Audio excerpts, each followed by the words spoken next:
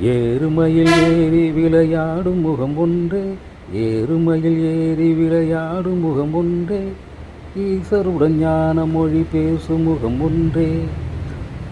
கூறுமடியார்கள் வினை தீர்க்கும் முகம் ஒன்றே, கூறுமடியார்கள் வினை தீர்க்கும் முகம் ஒன்றே,